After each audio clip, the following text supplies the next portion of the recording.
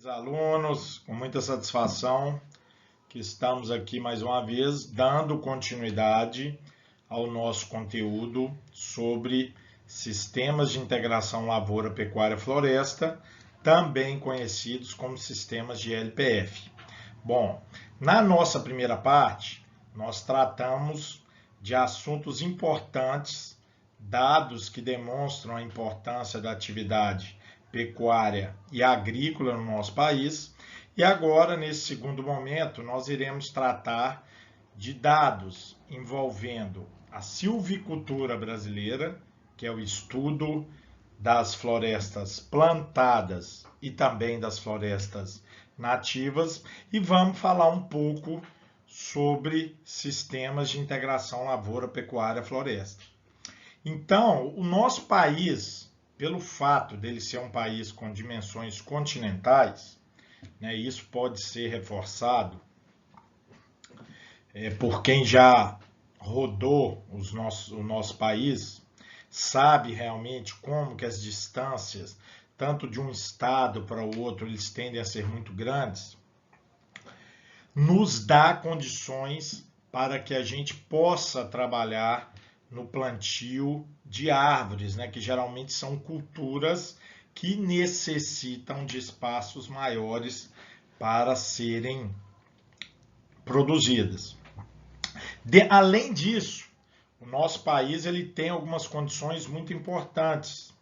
Nós somos um país de grande predominância de clima tropical, ou seja, a gente tem luminosidade presente o ano inteiro, além de temperaturas propícias para o desenvolvimento aí de grande parte dessas espécies arbóreas que são utilizados tanto em plantio de florestas plantadas no intuito de fins madeireiros ou fins de celulose, quanto também, né, naquelas árvores que são plantadas como frutíferas, que também é um aspecto importante dentro de sistemas de LPF. Então, como eu falei com vocês, o nosso país ele possui algumas condições que são extremamente importantes para demonstrar que nós somos um país que possuímos realmente uma vocação no plantio de árvores, né?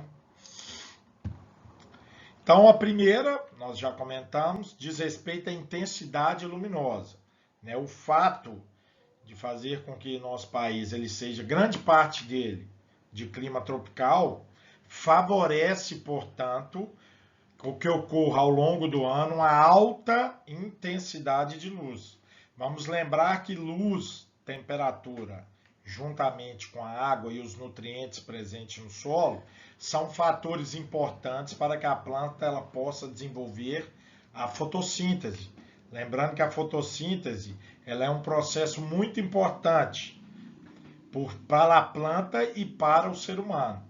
Para o ser humano, diz respeito, uma vez que grande parte do oxigênio produzido no nosso planeta é oriundo das plantas, né? Sendo a outra parte oriundo também das algas presentes principalmente nos oceanos. E para a planta, a fotossíntese ela tem um papel também primordial, uma vez que através da fotossíntese a planta ela consegue produzir o que a gente chama de fotoassimilados. O que seria esses fotoassimilados? Através do processo fotossintético, a planta ela consegue obter energia para o seu crescimento e desenvolvimento. Lembrando que grande parte desta energia é obtida através da glicose produzida durante o processo fotossintético.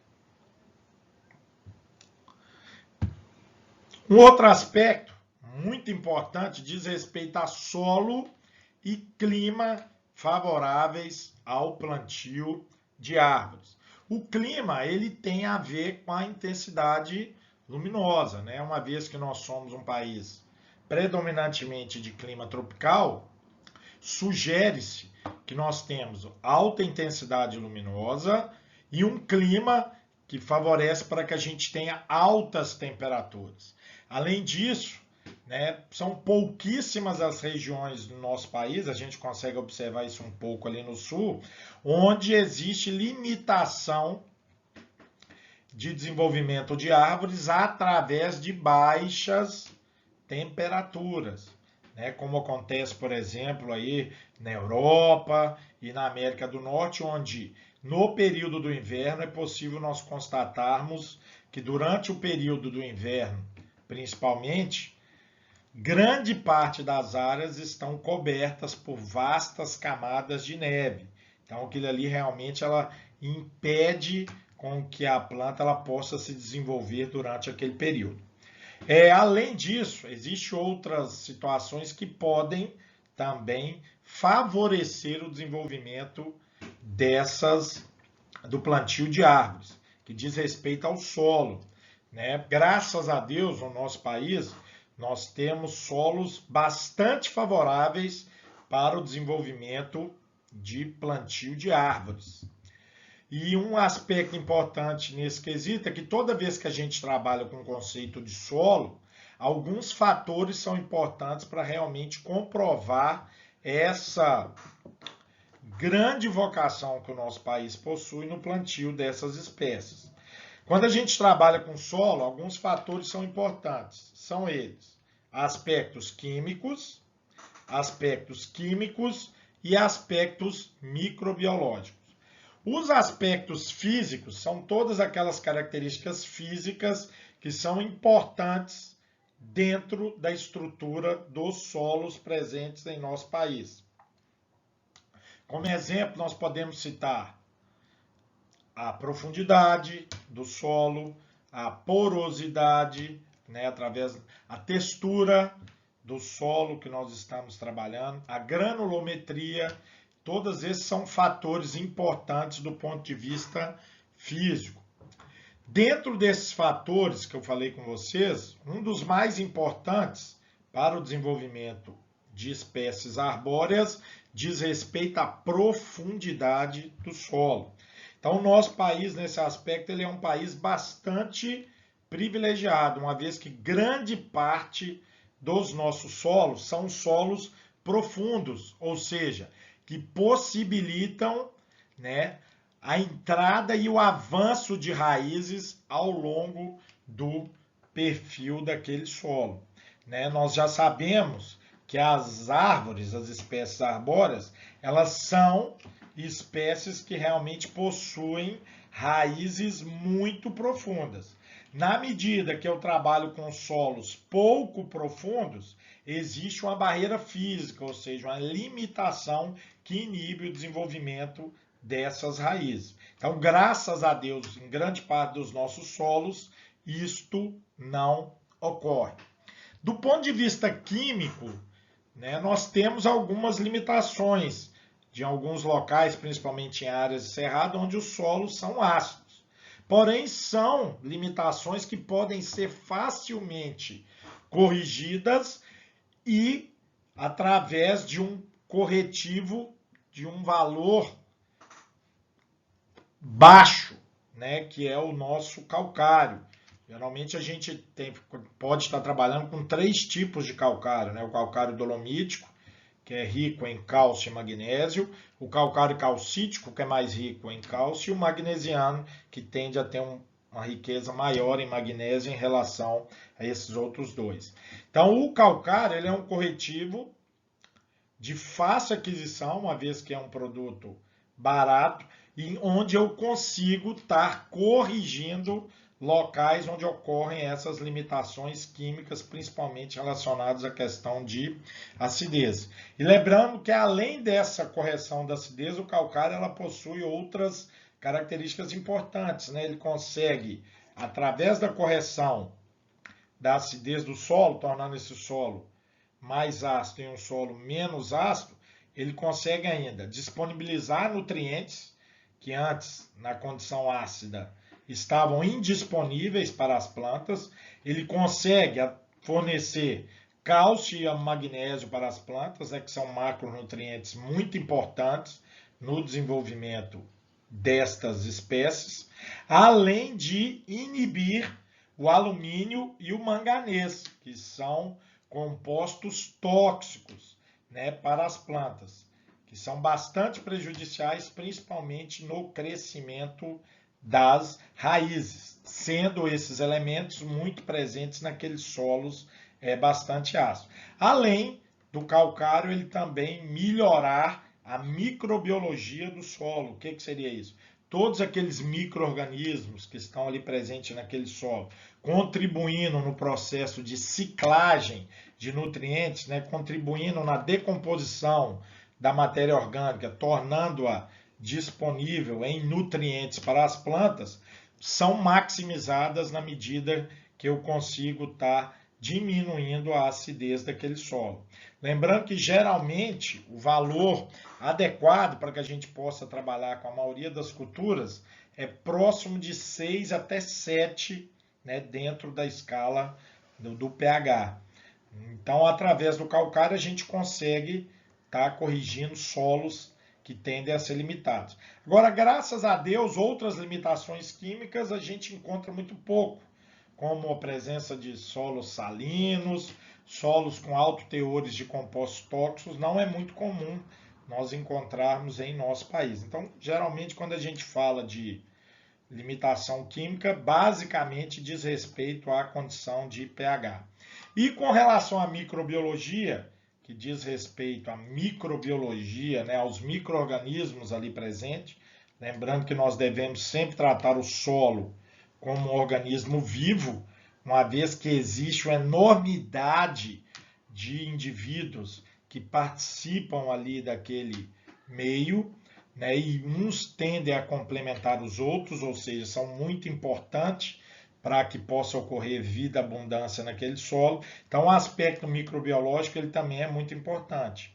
E lembrando que altas temperaturas aliadas à luminosidade e à presença de água é muito importante no desenvolvimento desses micro-organismos. Então, esse é outro fator também que nos fazem, né, um país muito importante, com a vocação muito grande no plantio de árvores. Outro aspecto nós já chegamos a comentar, né? A questão do nosso país, ele ser um país de clima de dimensões continentais, é um país muito grande. Então nós temos realmente a possibilidade de termos vastas áreas de terras propícias ao plantio de árvores, seja ela para produção de madeira, para produção de celulose, para produção de frutíferas, como também podendo ser, em alguns tipos de situações, estas árvores serem utilizadas como forrageiras e possibilitando a produção de sombra, né, principalmente quando a gente trabalha nos sistemas de animais em sistemas silvipastoris. Mais para frente nós vamos falar um pouco sobre isso.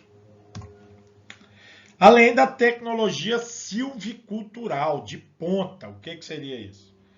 Nós aqui no Brasil, nós possuímos uma tecnologia através da silvicultura, né, que é o estudo de florestas plantadas, florestas nativas, bastante evoluída. É considerado, para vocês terem ideia, a tecnologia nossa silvicultural é considerada a mais avançada do mundo, né? Esse é um aspecto aí muito importante. Então, realmente, nós temos condições de clima e solo favoráveis e, além disso, temos extensões de terras interessantes para poder trabalhar com silvicultura e possuímos tecnologia de ponta silvicultural, favorecendo realmente para que a gente possa se destacar em relação a outros países do mundo. Além de material genético de qualidade, né? Tanto em frutíferas quanto em florestas plantadas, né? Nós já possuímos aqui no nosso país um material genético bastante variado, adaptado a diferentes regiões do nosso país. Isso é um aspecto aí muito importante na produção aí de árvores. Além, né, de termos grandes empreendedores desenvolvendo esses tipos de plantios. Então é comum, hoje em dia nós temos empresas aí, lideranças né, no mercado mundial no plantio de florestas plantadas, né, como a Suzano, que agora recentemente fez uma fusão com a Aracruz, né, se tornando essas duas empresas, através dessa fusão, uma das empresas mais importantes do mundo no ramo de silvicultura. Temos também a Votorantim, a Plantar, enfim, a Cesita. Temos um número grande de empresas que se destacam tanto a nível nacional quanto a nível internacional, o que é um aspecto muito importante para o nosso setor agropecuário, né? Uma vez que através destas empresas nós temos maior geração de renda, maior geração de emprego, melhor qualidade de vida do homem do campo, além de contribuição para o meio ambiente, uma vez que essas florestas plantadas elas são importantes para poder contribuir no processo de manejo e conservação do solo e da água e também contribuir no processo de sequestro de carbono, né? Então todo aquele carbono, principalmente oriundo aí de gás carbônico, de metano que está presente na nossa atmosfera, essas árvores elas conseguem fixá-las, né, sequestrá-las da atmosfera e colocá-las ali na sua estrutura, transformando em oxigênio. Então é muito importante essa questão aí também dentro do aspecto ambiental, né? Muitas vezes o pessoal tende a achar, principalmente naqueles plantios de eucalipto, que o eucalipto ele tende a ser um vilão. A gente não tem observado muito isso não. Pelo contrário, além de ele contribuir, né, no aspecto ambiental e contribuir também no aspecto de geração de renda, geração de emprego e melhoria da qualidade de vida no campo, na medida que esse plantio ele é bem manejado, ele é muito importante também no manejo e conservação do solo e da água. Bom, só para a gente ter um pouco da ideia, né, de como que a silvicultura ela é importante dentro do nosso contexto nacional, nós temos dados aí da Associação Brasileira de Florestas, né, utilizando dados aí do ano de 2018. Então nós temos aproximadamente aqui no nosso país uma área total plantada de 5,3 milhões de hectares, corresponde a aproximadamente 0,62% do território nacional, e possuímos aí 8,4% essas florestas daquela área tida como área agricultável do nosso país. O que seria essa área agricultável? São aquelas áreas destinadas ao desenvolvimento, né, tanto da agricultura quanto da pecuária.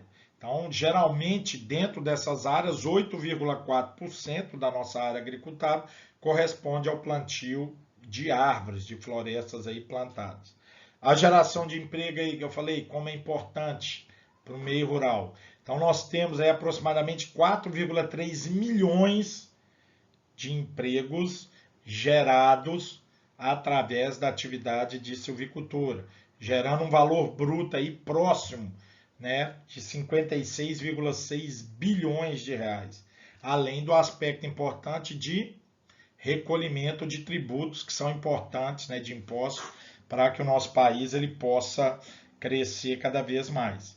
E além do aspecto de exportação, né, uma vez que nós somos referência mundial, muito do que é produzido, tanto de nossas madeiras, quanto de nossas celuloses, quanto de nossas frutíferas, são também destinadas para exportação. Então, estima-se aí que 5,7 bilhões de dólares são obtidos aí no ano de 2018 através do setor de silvicultura. Lembrando que corresponde aproximadamente a 4,18% da exportação total daquele ano no nosso país. Bom, então aqui nós temos as principais espécies plantadas, né, em nosso país, em milhares de hectares. Então nós temos algumas espécies que se destacam, que são principalmente eucalipto e pinos, onde nós temos como referência na produção de eucalipto Minas Gerais, né, se destaca aí como sendo um grande produtor, e como pinos nós temos ali aquela região do sul do país, né, principalmente Paraná, como um grande produtor, Paraná e São Paulo, da produção de pinos. É interessante salientar que geralmente o pinus, toda vez que a gente reflete, né, da importância do pinus, a gente associa ao pinus como se fosse uma espécie madeireira voltada para o plantio em regiões de clima mais temperado, ou seja, de clima mais ameno. Mas hoje em dia nós já temos variedades de pinos que podem ser plantados em regiões mais quentes, né? Já existe, por exemplo, uma variedade de pino chamada Pinus caribeia, que ela já vem sendo muito plantada, para vocês terem ideia, na região nordeste do país. É aquela questão que nós comentamos da importância do material genético, né? Nós já temos hoje em dia uma opção muito grande de materiais genéticos para poder estar trabalhando. Nós vimos naquela tabela que o Espírito Santo, apesar dele não se destacar em termos de produção, ele tem um papel importante dentro da silvicultura. Por quê? Essa questão dele não se destacar em relação a outros estados diz muito respeito à limitação geográfica deste estado, ou seja, ele é um estado menor em termos de dimensões territoriais em relação a outros estados do nosso país. Agora, se a gente for pegar a produção de metro cúbico, por exemplo, de madeira por área, o Espírito Santo é o principal estado do nosso país em produção de metro cúbico por área, né, por hectare de madeira, refletindo, portanto, que nós somos um estado que possui referência nacional no plantio de silvicultura, né? Principalmente o pessoal tem trabalhado muito com eucalipto, né? Então realmente é um setor bastante importante e que vem sendo muito bem trabalhado com tecnologia de ponta em nosso estado. Um aspecto importante diz respeito ao consumo de madeira pelo ser humano aí ao longo do mundo. Vocês vão ver que o mundo, geralmente, em média, uma pessoa com expectativa de vida de 68 anos, ele tende a consumir próximo de 0,67 metros cúbicos de madeiras por ano. Dá próximo de 318 árvores. Já o Brasil não, a média por uma pessoa com expectativa de vida de 68 anos é de 0,83 metros cúbicos anos, né? Que dá próximo de um consumo de 395 árvores por ano, ao longo de uma vida de 68 anos. Demonstrando que o quê? Que realmente nós temos uma vocação de produção de madeira muito maior em relação a outros locais do mundo. E esse processo, né, de florestas plantadas é um aspecto importante dentro desse consumo de madeira, porque são áreas de florestas renováveis, né? Esse é um aspecto aí muito importante, ou seja, a gente não precisa estar desmatando florestas nativas para poder estar trabalhando com essas florestas plantadas, uma vez que essas áreas elas podem ser reutilizadas sucessivas vezes. Então, dentro desse aspecto aí da produção de madeira e de celulose, de algumas resinas, é um processo muito importante. Bom, vamos falar um pouco agora sobre alguns manejos que foram realizados incorretamente e que contribuíram para que os nossos solos e recursos hídricos tivessem problemas, né, de degradação. Então, um deles foi aquele conceito de monocultura, né, muito utilizado ali durante a Revolução Verde, onde o pessoal procurava trabalhar com o conceito de monocultura em uma área, ou seja, plantava-se sucessivas vezes uma cultura realmente. Nós sabemos que na medida quando você começa a trabalhar com monocultura, isso não é um manejo muito interessante para que a gente possa contribuir de maneira sustentável para a atividade agrícola. Então, nós sabemos, né, que a monocultura ela gerou um grande problema de fitossanitários, né, uma vez que quando se trabalha com a monocultura você tem muito maior problema de pragas, de doenças, e com isso, consequentemente, você tem que estar trabalhando com uma quantidade de defensivos agrícolas maiores. Nós sabemos que o uso indiscriminado de defensivos agrícolas, ele pode causar problemas, né? Tanto de degradação do solo como dos recursos hídricos. Além disso, o processo de monocultura ele pode levar a aspectos de compactação do solo e a erosão, uma vez que você tende a trabalhar com a cultura única em uma mesma área. Reduz a matéria orgânica, que é um complemento importante para que o solo ele possa, né, possuir uma ciclagem de nutrientes corretamente. Além disso, essa matéria orgânica ela contribui também no processo de proteção do solo, principalmente ao processo de erosão hídrica, aquela oriunda da chuva, e foi um fator também relacionado à monocultura, a uma queda bastante acentuada de produção das nossas culturas agrícolas.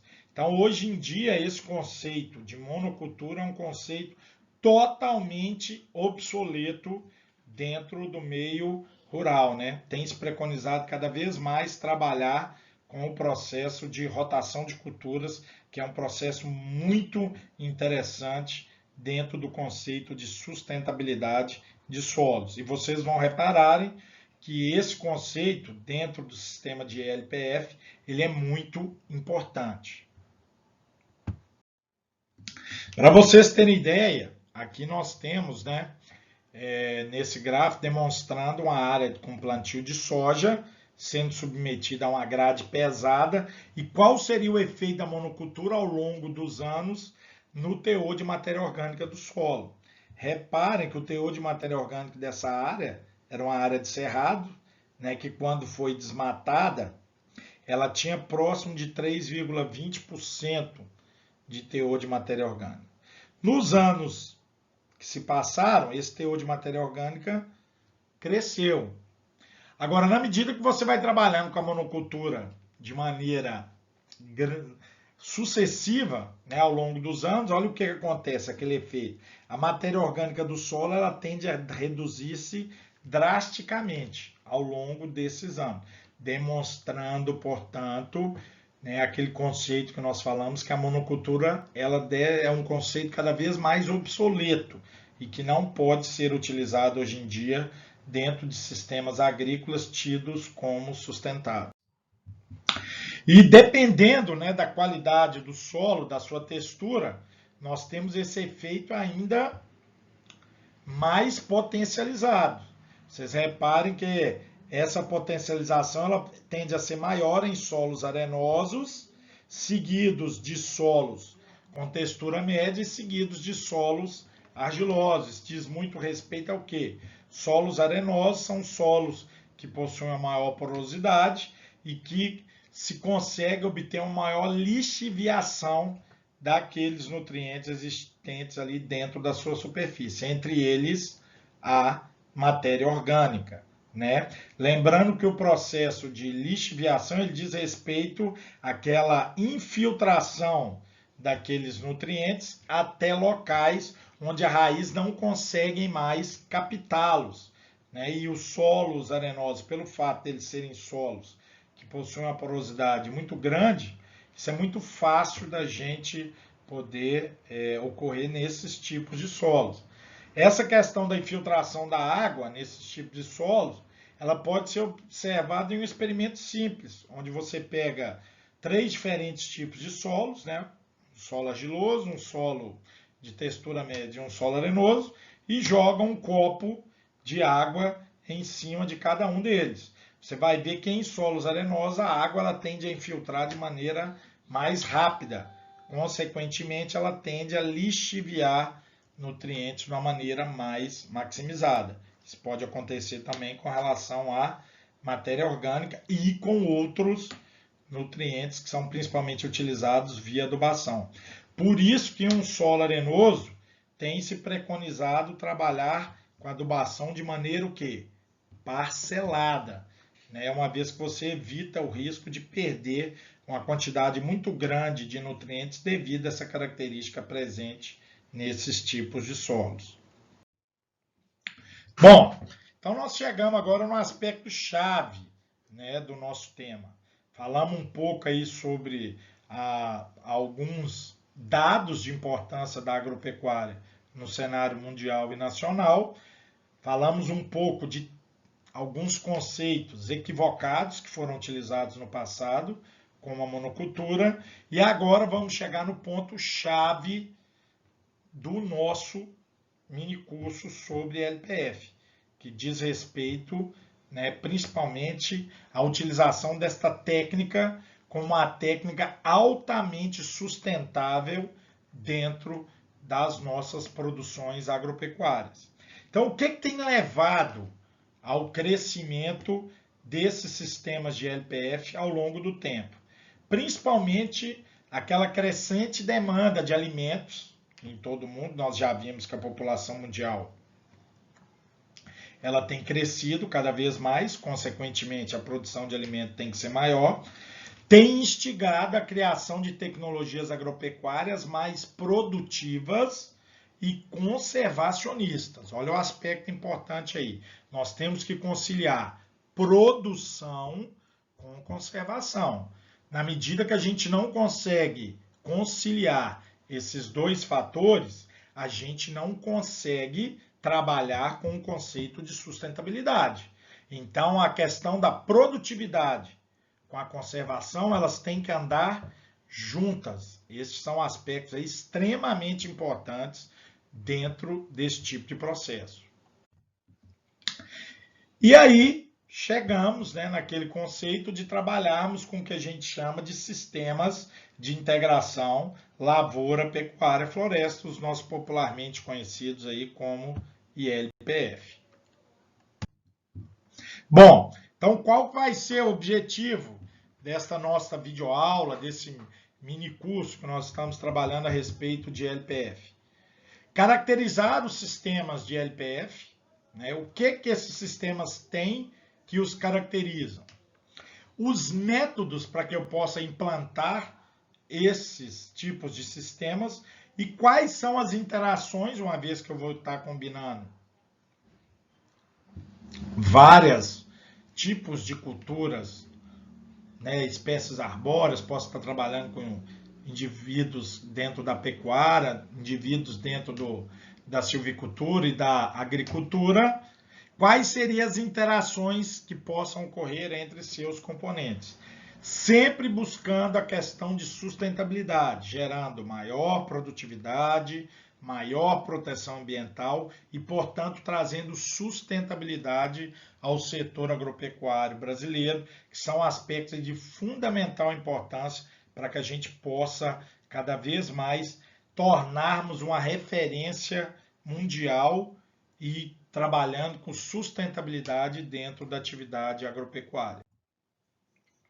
Bom, um breve histórico, né, a respeito do plantio de árvores associadas a culturas agrícolas. Então, esse conceito ele não é um conceito inovador, novo, né? O pessoal antigamente tinha-se o hábito de você associar o plantio de culturas agrícolas com florestas plantadas, com árvores. Por quê? Na medida que era realizado o desmatamento, ali naquela região onde era desmatada, era comum trabalhar-se com culturas agrícolas, sendo elas rodeadas por árvores. Então, o contato entre aquelas espécies domesticadas e aqueles componentes arbóreos nativos era muito mais frequente antigamente do que é atualmente, né? Isso se deveu-se ao fato de que, infelizmente, a taxa de desmatamento aumentou de uma maneira bastante radical, né, o que não é realmente interessante. E hoje em dia esse conceito ali do convívio de espécies agrícolas com culturas arbóreas tem cada vez ficado menos comum, uma vez que vastas áreas de terra foram desmatadas, né? E alguns biomas desmatados de uma maneira bem drástica. Um grande exemplo que a gente tem, inclusive é um bioma predominante aqui na nossa região, é a Mata Atlântica, onde estima-se que nós temos hoje em dia somente 1% da área total, né, que existia de Mata Atlântica anteriormente. Então foi um bioma que foi realmente bastante degradado em função, né, de criação de áreas, seja para criação de cidades, seja para criação de rodovias e também de culturas e atividades agropecuárias. Então, para vocês terem ideia, na região de Mianmar, que era a antiga Birmânia, desde o início do século XIX, utilizava-se um método conhecido como taungia. O que era esse método? Ele era um método que associava a espécie florestal a cultivos agrícolas durante os primeiros anos da formação dessas áreas de florestas plantadas. Então eles começaram a reparar que quando eles trabalhavam com essas árvores, né, conhecidas como teca, para quem não conhece, a teca ela é uma árvore onde a sua madeira ela é muito utilizada como madeira náutica, né? O pessoal trabalha muito com ela em cascos de navios, em porto, por quê? Porque ela é uma madeira que ela não se deteriora na presença de água, como acontece com outros tipos de madeiras, né? Então, em ambientes muito úmidos, pode ser interessante eu estar trabalhando com madeiras oriundas desta teca. E eles chegaram à conclusão, olha como é que as fotos eram antigas, né, ainda em preto e branco, que na medida que ali no começo dos primeiros anos do desenvolvimento dessas árvores de teca, quando elas eram associadas com arroz, o que acontecia? O desenvolvimento da teca ela era favorecido, você tinha árvores mais rapidamente desenvolvidas e também a produção de um arroz ela era beneficiada, ou seja, se tornaria também mais produtiva, demonstrando, portanto, a importância da gente poder estar associando, né, uma espécie a outra. Então, já ali desde o início do século XIX já se trabalhava com esses tipos de conceitos. Olha essa foto aí demonstrando isso, né, essa figura. Os índios americanos, eles tinham já, né, uma técnica de plantio que eles combinavam milho, feijão e abóbora. E eram plantados próximos um dos outros. E eles chegaram à conclusão que o plantio dessas três culturas próximas umas das outras favorecia o desenvolvimento das três, né? Ou seja, o milho ele oferecia uma estrutura para que os feijões que tinham o hábito trepador pudessem trepar na planta de milho. Os feijões, por sua vez, forneciam nitrogênio ao solo, uma vez que elas eram uma espécie leguminosa, né, que consegue fixar nitrogênio da atmosfera e trazendo esse nitrogênio até o solo, tornando esse solo rico em nitrogênio. E a abóbora, ela, como ela se espalhava rapidamente e cobria o chão, ela prevenia processos erosivos oriundos da chuva e também o desenvolvimento de ervas daninhas. Inclusive os índios, né, denominaram essa técnica conhecida como plantas companheiras como as três irmãs. Então era comum naquela região, né, o pessoal sempre trabalhar com o conceito de plantio do milho associado ao feijão e à abóbora, demonstrando mais uma vez a importância da gente poder trabalhar com sistemas combinados, né, onde uma cultura tende a complementar a outra. Então, a partir da segunda metade da década de 70, houve uma mudança na linha da ação da FAO, né, que é aquela secretaria da ONU, que esse termo FAO vem do termo inglês, Food and Agriculture Organization, né, onde a sigla é a FAO. Vocês lembram que eu falei com vocês que essa secretaria, esse braço da ONU, a FAO, ela é responsável, né, por estar obtendo dados aí responsáveis pela produção de alimentos em nosso planeta. Então, a partir da década de 70, a FAO começou a dar uma atenção especial ao papel do fator do setor de florestas no desenvolvimento, né, da agropecuária, principalmente em relação àqueles benefícios que as espécies arbóreas e florestais poderiam, né, estar associados na produção de culturas agrícolas e também no melhor desempenho de alguns animais submetidos a ambientes sombreados. E no Brasil?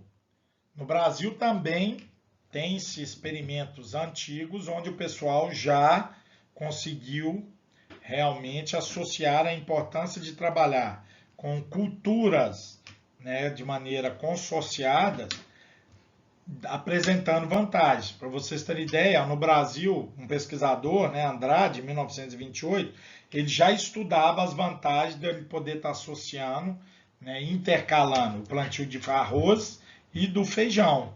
Ele começou a reparar que quando ele plantava arroz e feijão de maneira intercalada e junto com plantios de espécies de eucalipto, você obtinha maior produção de arroz e de feijão e, consequentemente, maior desenvolvimento de plantas de eucalipto. E a partir da década de 60 que as pesquisas realmente iniciaram de uma maneira, né, mais intensificada. A partir dos anos 80, então, nós temos aí um fluxo muito grande de pesquisas relacionadas a isso, principalmente reflexo da política internacional, né, voltado para desenvolvimento rural. Essa política, em grande parte, incentivada pela FAO.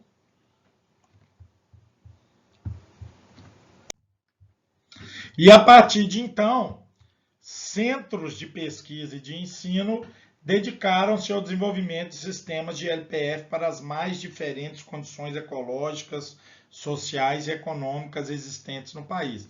Então, hoje em dia, nós temos centros aí tidos como centro de referência em sistemas de LPF.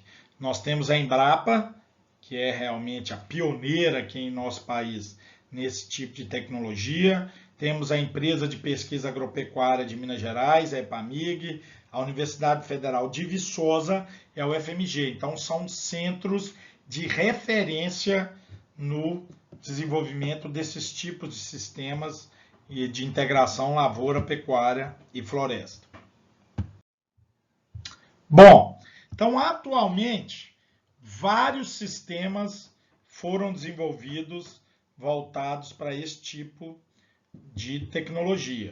Nós temos aqueles sistemas que podem tanto integrar os 3 componentes ao mesmo tempo, como podem entregar 2 componentes. Então, dentro do sistema de LPF, isso é uma característica importante, nós devemos entender que esses sistemas são sistemas bem dinâmicos e que nos trazem, né, um número de alternativas bem interessante da gente poder estar trabalhando. Então, nós temos aquele sistema de integração lavoura-pecuária, onde você combina a produção de sistemas agrícolas com atividade pecuária. Um exemplo que nós temos é o sistema Barreirão em Santa Fé. Temos aqueles sistemas chamados de lavoura-floresta, que são os antigos sistemas agroflorestais, né?